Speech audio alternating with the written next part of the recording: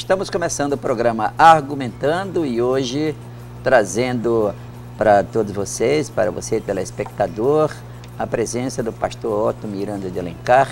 Pastor, um prazer muito grande tê-lo aqui para essa conversa com a nossa comunidade. Estou à disposição e vamos estar a dispor para batermos um papo a respeito de alguns assuntos em pauta. Pois é, o nosso assunto em pauta sempre é o Amapá, né? Principalmente o senhor que veio aí de uma família muito corajosa, pioneira, distribuidora aí de tantos ensinamentos para todos nós, todas as áreas religiosas, na área técnica, do professor, aquele inicial mesmo. E eu tive a felicidade de trabalhar com o pastor no Colégio Amapaense, não é? E isso me deixa muito alegre em poder nos encontrar aqui depois de tanto tempo conversando assim do lado da mesa, conversando tanto na mesa de professor. É verdade. Não é? É verdade. Então naquela altura o pastor ainda não me dizia assim, olha, segue o caminho legal. Isso era muito exigente da gente lá, né? Desde o comecinho, novinho, mas exigente. Pastor, eu estou fazendo toda essa demonstração de carinho que a gente tem pelo Senhor, pelo respeito que a gente tem, porque também, além disso, você é também uma das pessoas, referências no nosso estado e aqui no município de Macapá, especialmente. Como você vê o nosso estado, como você vê o município de Macapá no momento?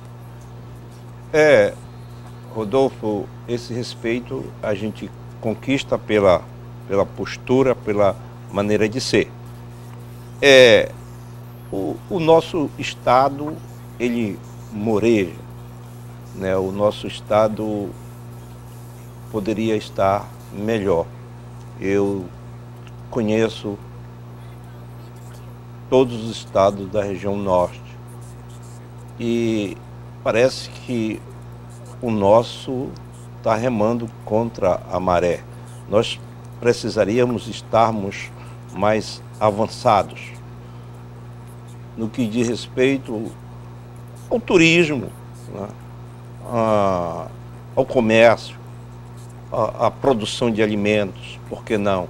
Dizem que as nossas terras são improdutivas, mas tem gente aí fazendo um esforço muito grande, está produzindo soja. O terreno, ele preparado, adubado, tem que gastar, ele produz. Então nós temos áreas de terras imensas que poderiam produzir mais e descobrir as nossas vocações, quer seja elas econômicas, turísticas, e voltarmos para o verdadeiro desenvolvimento do Amapá. O Amapá, ele está atrasado, né, no que diz respeito a vários setores que caracterizam um desenvolvimento de um estado. É isso, perfeito. E primeiro quero também agradecer até aceito o nosso convite, pastor Otto. O senhor é uma referência, não só como líder de uma das maiores igrejas evangélicas do Amapá, mas como cidadão, como homem público, e muitas das pessoas que lhe seguem com certeza estarão muito felizes em estar observando a sua fala nesse momento aqui no Argumentando. Mas eu queria perguntar ao senhor qual o entendimento que o senhor tem, porque na semana passada o que o senhor escreveu na sua rede social e depois foi publicado no jornal Diário do Amapá causou grande comoção na sociedade. As pessoas o senhor fez algumas críticas pontuais, tem que se dizer, não foi nada genérico, o senhor criticou de forma pontual algumas questões do governo do estado do Amapá e, claro, obviamente, da pessoa de seu governador e dos secretários que fazem com que essa estrutura governamental aconteça. E isso causou grande comoção, isso foi motivo de várias discussões, as pessoas se encontraram na frente das suas casas e discutiram profundamente, o senhor pode ter certeza, sobre os temas que o senhor tão bem tratou. Eu queria lhe perguntar, por que o senhor acha que a sua fala, o seu posicionamento causou tamanha comoção? Por que as pessoas se sentiram tão representadas? Porque essa foi a impressão que tive na sua fala. Eu creio que, primeiro, o amigo tem que ter coragem de dizer. Muitas vezes a verdade é dura, mas precisa ser dita. E tem um dizer que fala que por causa da falta de um grito se perde uma boiada. E nós que convivemos com uma massa de evangélicos muito grandes e que estão representados em vários setores da população amapaense, eu ausculto as reclamações, as postulações, as aspirações, os sonhos dessas pessoas. E eu também sou um observador. Eu tenho uma autocrítica. Eu não sou como vocês. O nosso amigo Rodolfo é um exímio formador de opinião. E o nosso amigo Josiel, com essas redes de comunicações, é excelente. Mas também eu me acho um formador de opinião pelos 30 mil fiéis que de uma forma ou de outra me ouvem, pelos 28 anos que eu passei lecionando na rede pública, tenho alguns alunos que me ouvem, eu procuro escutar as minhas opiniões, ler a minha coluna que escrevo diariamente no jornal que circula na cidade. Então, eu me considero um formador de opinião. E eu tenho uma grande responsabilidade, como vocês, de emitir a sua opinião não de uma maneira lisonjeira ou através de críticas ácidas que para nada constrói, mas procurar criticar no sentido de um alerta, buscar através de uma crítica construtiva incentivar a pessoa que governa, que administra, que tem responsabilidade para com o povo, de estar atento na condução dos negócios que este povo entregou. E eu creio que o gestor máximo, despido de qualquer vaidade, ele encara aquele artigo desta maneira. É bem verdade que no todo o complexo da máquina administrativa, tem muitas pessoas que são eivados de vaidades e muitas vezes estão errados, estão fazendo uma administração pífia e não querem críticas, não aceitam críticas. Não, precisam ter humildade e aceitar as críticas. O senhor esteve com o governador atual, o Paulo Desgoes, no governo passado dele, não é? Foi ouvidor. Ouvidor do governo geral, passado. Foi ouvidor. O senhor acha que houve evolução, está mais difícil, ou o secretariado tem mais dificuldades, ou eles têm menos preparo, tem mais experiência, tem menos experiência? Olha, eu estive com o governador, participei de todas as reuniões de secretário e eu me decepcionei um pouco, viu, naquele convívio. O governador sabe que ele insistiu, eu não pedi cargo, ele insistiu para mim ser ouvidor, ele dizia que eu tinha um perfil para ser ouvidor.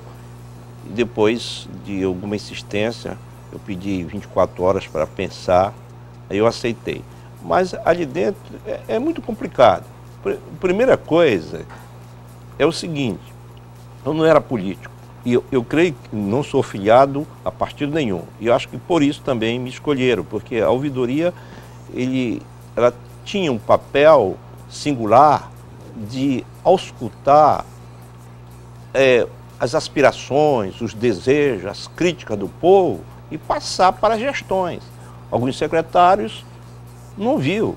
Eu tive muitas vezes com alguns secretários fazendo postulações específicas de sua pasta, porque pessoas nos dirigiam ofício, documentos, entidades pedindo providências. E achava que não devia responder, não queriam nem me receber, e muitas vezes quando recebiam, botavam dificuldades. E que a gente nota ali também, que eu notava, algumas vaidades.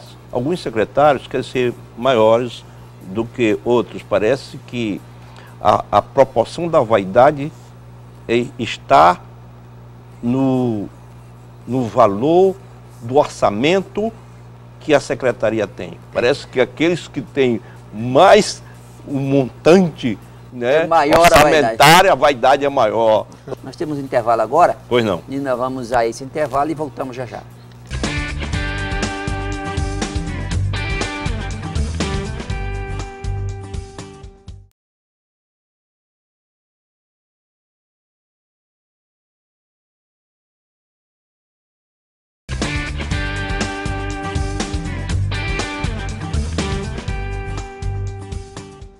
Bem, estamos de volta para o segundo bloco e estamos entrevistando o pastor Otto Miranda de Alencar, mas além da administração direta do governo, quais são os outros pontos que você considera assim, que estão fortes, que estão fracos? Ou seja, quais são os pontos fortes e pontos fracos do Estado no momento? Como observador, né, não faço parte da máquina, não estou dentro da administração para sentir de per si as dificuldades, mas como observador, equidistantes e como um cidadão, eu creio que o governador ainda não tomou pé, ele ainda está tateando em busca do norte. 150 dias. Do norte. 150 dias. Já passou bastante tempo. E o que eu vejo parece que os seus colaboradores, o nome está dizendo colaboradores, não estão dispostos a ajudarem. Eu penso que os colaboradores, eles precisam ser mais proativos, atuantes, mais abertos, conversar com a população. Pois é, mais consultivos, né? Em loco, ver o que está se passando na administração da sua pasta. Eu acho que precisa, assim, isso dá popularidade, o povo vê que o governo está preocupado. Fala-se que os cofres estão vazios, sabe que a nação está passando um momento econômico difícil. O Amapá é dependente, né, do repasse que a União faz ao Estado e cada vez mais, segundo se informa, diminui. Mas, como eu disse, nós precisamos dos colaboradores mostrar que são capazes de realizar e de fazer na escassez. Aí que se vê o bom administrador, querer fazer e que a população sinta que ele quer fazer, ele está querendo fazer, está querendo realizar. E não vai nenhuma crítica destrutiva, mas eu, como um membro da sociedade, um amigo do governador, eu alerto nesse sentido e creio que ele compreenderá a minha opinião, a minha posição e que entenda, aqui não vai nenhum revanchismo que eu não tenho, o governador sabe, eu não pedi nada para ele no sentido pessoal ou familiar, não pedi nunca pedi. Algumas postulações, viu? Nós temos feito no sentido da comunidade que eu represento, que é outra coisa. É um pedido coletivo, é um pedido comunitário. E eu acho que alguém disse para mim, depois do artigo, que eu tenha muito cuidado, porque poderá vir revanchismo, talvez não por parte do governador, mas do secretariado. Eu espero que não. E eu quero até fazer menção a isto e notificar o governador, porque alguém já está dizendo que as nossas postulações a respeito da grande festa de 98 anos vão ser dificultadas pelos secretários que estão tomando conta disso por causa do meu artigo. Isso é muito pequeno. Eu acho uma pequenez de tamanho a monta se caminhar por aí. E o governador, que tem uma estatura de um político, de um estadista, não vai querer que os seus secretários caminhem por essa vereda. Pastor, eu não acredito que o governador, como homem público que vá se deixar levar por esse caminho de permitir que haja algum tipo de revanchismo. Mas o senhor falou agora há pouco do seu texto, o senhor escreveu um artigo chamado Quem Governa Precisa Ser Obedecido. É verdade. E eu vou pensar alguns pontos que marquei, não querendo descaracterizar o texto, mas eu preciso fazer menção a ele. O senhor disse o seguinte, em dado momento o senhor disse o seguinte: já sabemos em que deu essa crise de vaidade e insubmissão. O governador foi culpado pelos desmandos dos seus colaboradores. O governador precisa tomar o timão no comando do barco. O barco administrativo não pode ficar à deriva. Volta-se a repetir as mesmas mazelas que estiveram presentes na primeira administração. Além de alguns egos contaminados pela vaidade, temos outros que não gostam de cumprir ordens emanadas do governador. E bem em seguida o senhor fala o seguinte: creio que chegou a hora do governador dar o grito de comando, antes que seja tarde demais. A sensação que tenho, e é a mesma do senhor, pastor Walter, eu tenho que dizer que me senti um pouco representado no seu texto, por isso que fiz questão de mencioná-lo, porque, e acho que também é o sentimento da maioria da população nesse momento.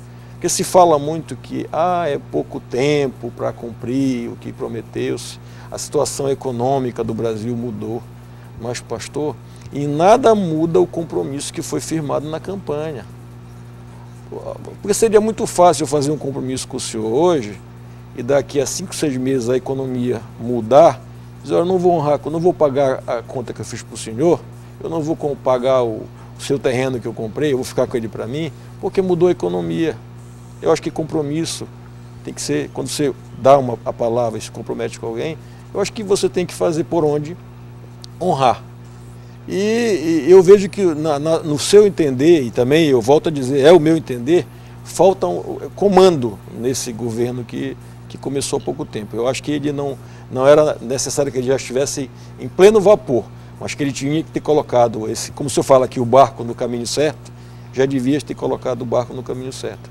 E eu queria que o senhor comentasse essa parte do seu texto. Eu creio que houve uma grande repercussão e talvez eu fui até mal entendido, dizendo que a oposição pegou carona no meu artigo, mas eu não tiro e nem coloco nenhuma vírgula. Isso aí eu disse e está dito, não estou arrependido. Com relação à carona que você fala, por exemplo, nos meus artigos também, quando eu faço aquelas críticas, alguns pegam carona. Quando eu faço um trabalho técnico, alguns pegam carona. Quer dizer, é uma situação que alguém tem que dizer. Como a oposição não tem condições de dizer, é o que parece, a gente diz e eles aderem. Eles se sentem representados. Eu quero dizer, José, claro, é isso que eu me senti representado pelo senhor também. Eu tenho dito a mesma coisa, não é? Com outras palavras, evidentemente.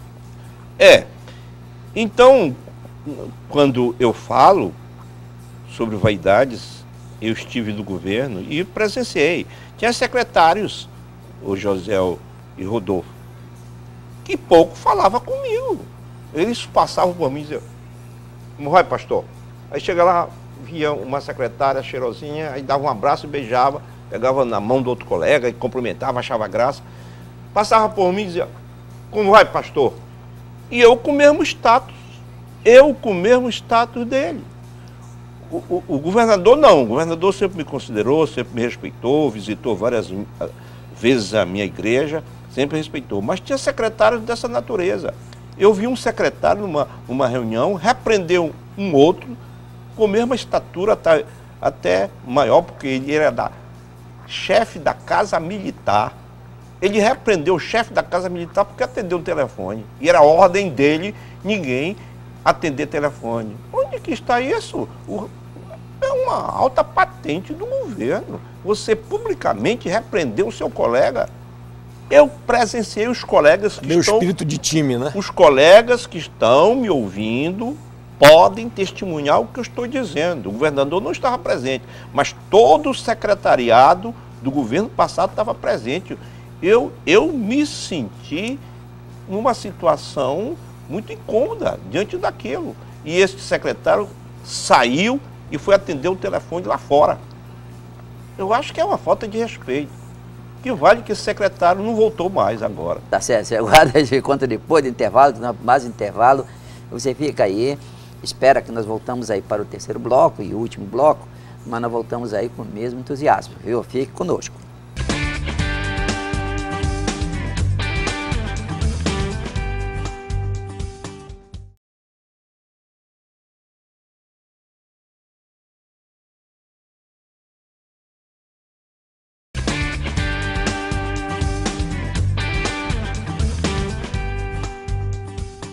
Bem, estamos de volta para o último bloco e o senhor estava fazendo um comentário sobre estas relações, não é? Essas relações que você entende que poderiam ser bem diferentes. Certo. E quando eu participava do governo, nós estávamos numa reunião de governo, os secretários todos presentes, era um dia antes da inauguração da AP70, o secretário de comunicação, o doutor Rosas, estava lendo a programação e dizendo como se processaria a agenda no dia da inauguração. E falou que haveria uma certa missa, uma missa em determinado lugar. O doutor Jurandir Juarez se levantou e disse, em causa espécie, por que uma missa? Por que não um culto ecumênico? Aí eu disse, poxa, o pastor aqui, quem fala, ele disse assim, o doutor Jurandir, eu sou católico, mas eu penso que cairia bem um culto ecumênico. E eu disse, o pastor aqui calado. Mas antes disso, um outro secretário disse, daqui a pouco nós vamos ter culto genérico. Aí me ferveu o sangue, eu disse, agora que eu me levanto. Eu disse, genérico não, o secretário respeite. A comunidade evangélica é 25% dessa população. Ela se sente bem representada no culto ecumênico. E não é favor, não. O governador até se admirou da minha disposição, olhou para mim, olhou o secretário de comunicação e disse, a partir de agora, todas as minhas realizações, culto ecumênico. Viu? Então, o que eu vi aí, né, é um desprezo, quer dizer, secretário dizendo, querendo enxovalhar, vituperar, daqui a pouco é culto genérico. Quer dizer, aí não cabia essa observação. Momento, ele, ao que parece, ele comandou, ele deu uma determinação e foi cumprido. Foi cumprido. Hoje? O senhor pede que ele bata na mesa e dê um grito. O que mudou de lá pra cá? É porque talvez os secretários que voltaram estão querendo trazer os mesmos vícios anteriores. Né? Meu filho, eu tenho dificuldades. Senhor secretário, eu represento uma comunidade. Viu? Eu não vou pedir emprego para mim, não. Eu não quero mais emprego. Viu? Já sou aposentado e tenho uma igreja boa que cuida de mim. Meus filhos estão todos empregados. Não quero emprego. Mas me atenda quando eu for no seu gabinete. Me atenda com respeito. É isso que eu quero. Afinal, é um líder. É uma autoridade, né? Eu estou, tem que ser tratado como líder. Eu estou para a Igreja Evangélica Assembleia de Deus como o bispo está para a Igreja Católica. Perfeito. Eu sou guardando as proporções que nós não usamos a terminologia eclesiástica, eu sou um bispo de Macapá. Perfeito. Eu tenho 37 anos de pastor, e sou conhecido e respeitado. Mas não... Eu estou sentindo que o senhor está incomodado com essa situação. É verdade. Está incomodado incomoda, mesmo? Incomoda, né, meu Claro filho? que incomoda. Incomoda. E tem um passado, um histórico como ele histórico, tem. Viu? Mas eu tenho também. Pois é. Não, quem tem esse histórico se incomoda com isso. A gente conhece o seu papel, o seu desempenho em vários governos, como secretário, como atuante, né? E sente incomodado mesmo. Muitas vezes parece que quem está no poder nem conhece Rodolfo, nem conhece Otto, não sei nem quem é. Né? Ainda, meu filho, nós temos um histórico prestado a esse Estado. O Rodolfo, o Josiel como comunicador. Tem que respeitar, né? A história das pessoas. O Rodolfo, que foi secretário em várias administrações, muitas obras construídas, uma cabeça pensante, um analista político de primeira monta, né? Uma pessoa que realmente representa muito bem essa sociedade, então precisa ser ouvido, ser escutado. Vem cá, Rodolfo, contribui conosco, dá as tuas ideias, vem para cá. Né? Mas como aí eu digo, tem muitas pessoas aqui que a gente pode enumerar. Muitas. Pessoas que têm grandes experiências, que estão mesmo no governo, mas estão colocados de canto. Exatamente por causa desses colaboradores que o senhor falou, e que não entendem o momento do Estado. E pensam apenas que o Estado é um grande sindicato, onde ele defende, na minha opinião é isso, defende apenas o salário, o pagamento no final do mês. Não interessa como é que vem a receita, esperando que a receita venha de qualquer maneira. Nós estamos chegando ao final do nosso programa e eu queria que você deixasse essa mensagem, mas deixa uma mensagem de otimismo, porque o pastor sempre foi otimista, eu conheço ele otimista, forte, pensando no Amapá, com vigor, porque apesar de tudo, essas mazelas aí, eu ainda sou otimista com o Amapá. Eu quero dizer para os secretariados, os colaboradores do governo, esse coração aqui não está doente, não está reclamando por não ter cargo. Não estou tranquilo. Eu tenho uma grande igreja que cuida muito bem de mim e da minha família. Eu não estou precisando, não estou magoado. Eu estou inquietado. Viu? Eu estou inquietado com o momento que a gente está vivendo. Parece que coloca-se dificuldades para as nossas postulações em prol da comunidade. Não é pessoal, eu não quero nada pessoalmente, mas em prol da comunidade.